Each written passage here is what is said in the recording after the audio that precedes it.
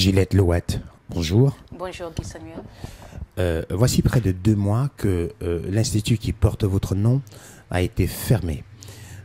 Alors que cette fermeture arrive à son terme aujourd'hui, c'est-à-dire ce délai de fermeture qui arrive à son terme presque dans 2 jours, ma première question serait de savoir où est-ce que vous en êtes aujourd'hui. La bonne nouvelle aujourd'hui, c'est de dire que l'Institut va rouvrir ses portes dès mardi prochain, le 3 avril. Je tiens avant tout à remercier toutes les personnes qui nous ont soutenus. Je commencerai d'abord par nos clientes qui ont pris le problème à cœur. Ça a été plus leur problème même que le nôtre, malgré le fait qu'ils aient été pénalisés par le manque de produits. Je tiens à remercier toutes les associations qui se sont mobilisées pour relayer l'information et à remercier tout le monde qui nous ont soutenus par les réseaux sociaux, par téléphone, par mail. Et ça a permis de voir que ce phénomène de revenir, de diviniser sa beauté par les produits naturels, ce projet qu'on a, touche une population très très large, car les soutiens sont venus d'un peu partout dans le monde. Et ça fait du bien de savoir que dans un combat comme ça, on n'est pas seul. D'accord.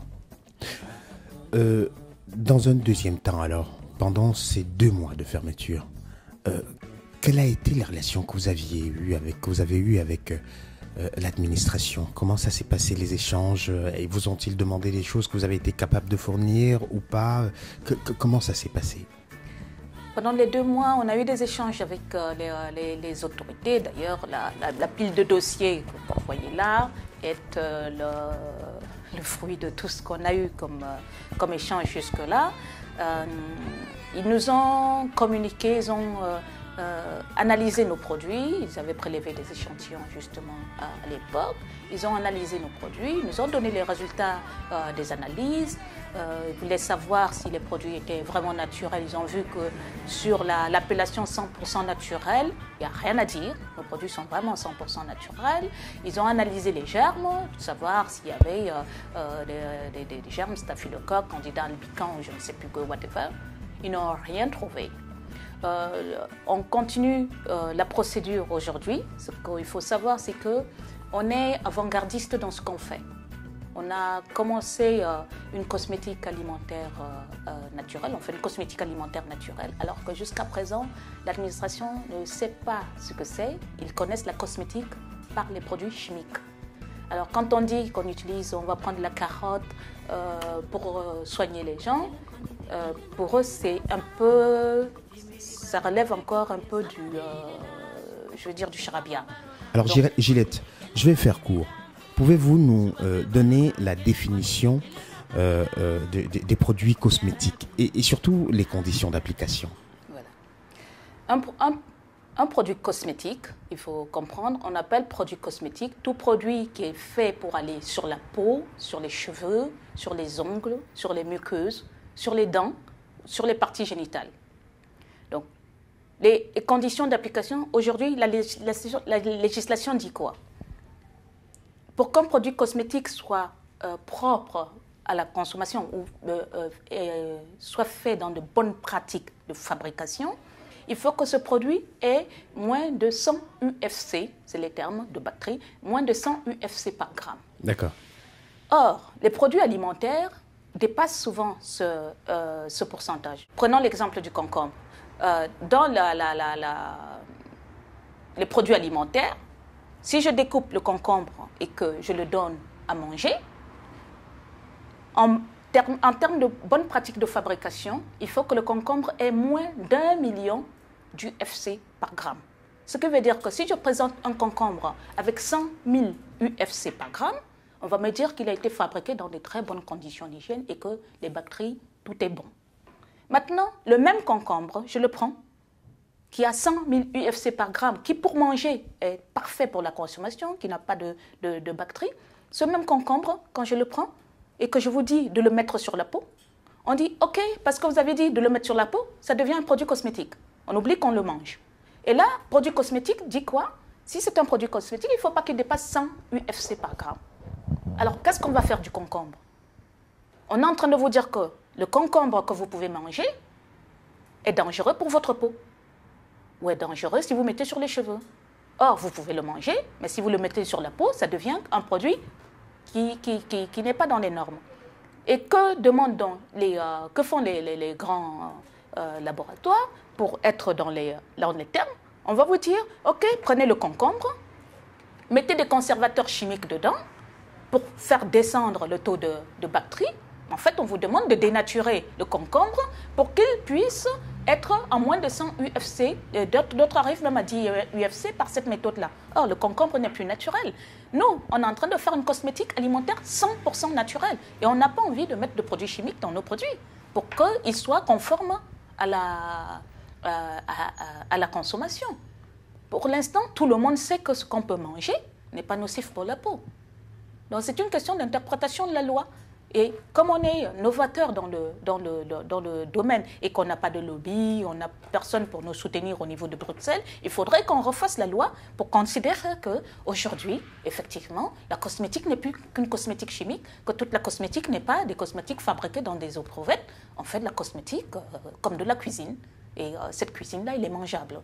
Et elle peut être appliquée sur la peau. Elle est appliquée sur la peau. Les gens ne nous ont pas attendus pour savoir qu'on peut mettre le concombre sur la peau. Et que ce concombre fait du bien à la peau ou la carotte fait du bien à la peau. On dit qu'aujourd'hui que la nutrition est la troisième médecine ou la médecine de demain et que c'est dedans qu'on devrait trouver la solution aux maux d'aujourd'hui.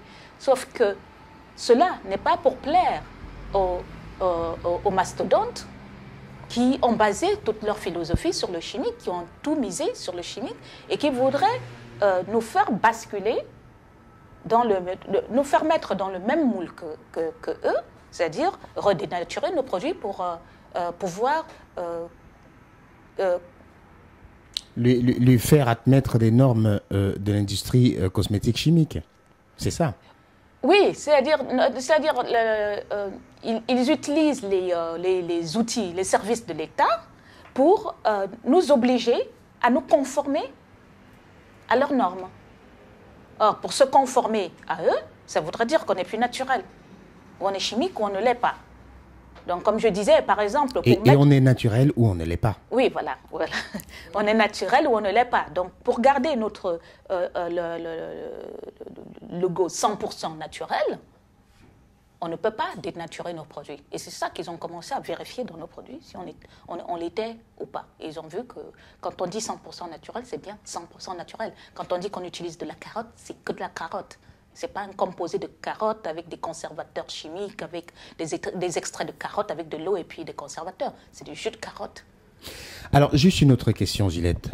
Au regard de ce qui vient de se passer, c'est-à-dire cette fermeture de 2 mois, qui a quand même été quelque chose à la fois d'extrêmement dur pour vous, mais aussi qui a permis à un certain nombre de personnes, comme on a pu le constater, qui ne vous connaissaient pas, de comprendre que il y avait quelque chose, il y avait des réponses que vous apportiez à des questions que des milliers des Noirs ou alors des milliers de personnes qui ont des peaux sèches se posent la question. Donc, si jamais, et ça il faut quand même le préciser, si jamais l'État n'avait pas plus d'informations ou alors si ces lobbies utilisés bien sûr par les concurrents continuaient à faire cette pression et que on reparle à nouveau par exemple d'une fermeture temporaire, aviez-vous envisagé de prendre des dispositions ou pas? Donc l'industrie cosmétique chimique est installée depuis des lustres. Et pour cela, elle a des lobbies très puissants qui influencent la réglementation, qui s'est carrément adaptée à eux. Et nous, là-dedans, qu'est-ce qu'on fait? On arrive avec une cosmétique alimentaire naturelle que les autorités découvrent, car notre projet Divinise ta beauté avec des produits naturels prend de plus en plus d'ampleur et touche de plus en plus de monde. Et cela n'est pas pour plaire à la concurrence qui ne sait pas faire ce qu'on fait, qui ne sait pas fabriquer des produits naturels. Et pour cela, elle utilise les services de l'État pour nous obliger à nous fondre dans leur moule. Et ce qui veut dire quoi? Si on accepte cela, ça voudrait dire dénaturer nos produits. Elle voudrait un nivellement par le bas au lieu de s'élever à notre niveau. Donc, si on accepte de dénaturer les produits, ça veut dire qu'on accepte de faire les mêmes dégâts qu'eux et de refuser cette alternative que les gens cherchent. Ils ne viennent pas chez nous parce qu'on leur met un revolver sur la tête. Ils viennent parce qu'ils sont déçus des produits chimiques, ils ont vu les dégâts sur leur peau, sur leurs cheveux, et c'est ça qui les amène vers nous. Donc on ne peut pas accepter d'abîmer nos produits pour être dans un moule conforme, c'est-à-dire tout le monde est mauvais, donc il faut être mauvais, être premier de la classe n'est pas bien. On accepte. Rappelons quand même qu'en face, il y a quand même pas mal de résultats vraiment terribles, hein, des cancers, des personnes qui ont des soucis de peau après des utilisations des produits donc chimiques. Hein, ça, il faut le dire, on peut le dire aujourd'hui. Comme je dis toujours, regardez les femmes noires, le dénominateur commun de la leucémie, de la thyroïde, du cancer du sinus, des fibromes, c'est quoi? C'est le défrisage. Mais jusqu'à présent, on a attribué ces maladies. Ah, vous êtes malade. Tout ce que les médecins savaient nous dire, c'était c'est des maladies qui touchent la population noire. Or, le fibrome, les femmes noires les ont à 20 ans en France, enfin en Europe. Les femmes blanches les ont au niveau de la ménopause. Mais ils ont juste constaté que ça touche la population noire. Il n'y a quand même pas des maladies pour des noirs et des maladies pour des blancs.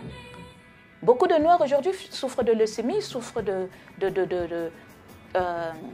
d'anémie, mais ne font pas la relation avec les produits chimiques. Beaucoup souffrent de la thyroïde, ne font pas la relation avec les défrisants. Et qu'est-ce qu'on est en train de leur dire carrément? C'est génétique, c'est héréditaire. Pourquoi? Parce que maman l'a et qu'elle est là. Mais elle ne va pas chercher à savoir si sa grand-mère l'avait ou avant ça. Sa mère s'est défrisée, elle s'est défrisée, elles ont la même maladie. Et tout de suite, sur des générations, c'est héréditaire. C'est des nouvelles maladies qui sortent. Et malheureusement, ils produisent ces poisons, on va dire ça comme ça, ils produisent ces poisons en étant en accord avec la réglementation qui a été faite à leur mesure, qui a été faite, taillée pour eux. Donc, ce qu'on est en train de décrire aujourd'hui, c'est pourquoi aller faire compliqué alors qu'on pouvait faire simple. Depuis Vichy, ils ont supprimé, par exemple, le diplôme de l'herboristerie, tout ça pour l'accorder aux blouses blanches qui, eux, avaient la science infuse et qui savaient tout. Ne serait-ce que manger une carotte, maintenant la mettre sur la peau, on vient vous dire c'est dangereux. Voilà le ridicule dans lequel on est en train de tomber. Pour en revenir à une éventualité d'une fermeture des autorités, si on en croit à la masse de soutien qu'on a eu de par le monde, que ce soit des Amériques, que ce soit de l'Afrique, que ce soit d'Europe et même de l'Asie, de Tokyo, on a eu des soutiens, on peut dire sans hésiter que l'avenir n'est pas derrière nous, que la cosmétique alimentaire naturelle a de très très très beaux jours devant elle. Donc si les autorités, enfin vraiment pour faire court, j'espère que je fais confiance à l'intelligence des autorités. Mais on ne sait jamais. S'ils persistent dans cette voie de continuer à nous fermer, on va se développer ailleurs, on va se développer à l'étranger. Le naturel n'est pas en train de toucher que la petite population française. Déjà, même nos clients ne sont pas qu'en France. Le naturel touche tout le monde. C'est de par le monde que les produits chimiques ont gaffé. Alors Gilette, s'il y avait un dernier message à passer, que diriez-vous? Ce que j'ai à dire, c'est que pour ceux qui découvrent, parce que curieusement, on a eu des fans, même qui ne connaissaient pas nos produits et qui n'étaient pas encore intéressés par la cosmétique alimentaire naturelle, ce qui a même été d'ailleurs une bonne chose par rapport à ces 2 mois-là. J'invite toute personne à venir aujourd'hui que l'Institut est ouvert, à venir, à prendre un rendez-vous et venir faire un diagnostic. Il est gratuit, on fait un essai gratuit des produits. Et en 5 minutes, vous pouvez voir si ce qu'on vous dit est vrai ou pas. En 5 minutes, vous avez les résultats. Si vous êtes content, vous continuez dans cette voie-là. Si vous n'êtes pas content, bon, vous avez encore le temps de réfléchir. Mais je dis vraiment, j'invite la masse, prenez rendez-vous, il n'y a pas, faites exploser nos standards, il n'y a vraiment pas de problème. On vous dit tout ça est gratuit. On va le faire juste pour une conscientisation de la population et je crois que c'est ça qui embête énormément nos concurrents. On fait prendre conscience aux gens que le vrai est dans la simplicité, c'est dans le naturel, c'est dans la terre, c'est dans la vie qu'il faut reprendre le cours des choses. Gilette Lewatt, je vous remercie. C'est moi qui vous remercie et encore merci. Merci, merci à tous ceux qui nous ont soutenus. Merci. Même ceux qui ne nous connaissent pas, mais qui ont soutenu, qui ont relayé l'information, même qui en ont parlé. Vraiment, merci. Je ne saurais pas combien remercier tout ce monde. On sort toujours d'une épreuve injuste, grandie. Et vraiment, ma force, c'est vous. À bientôt, Gilette. Merci.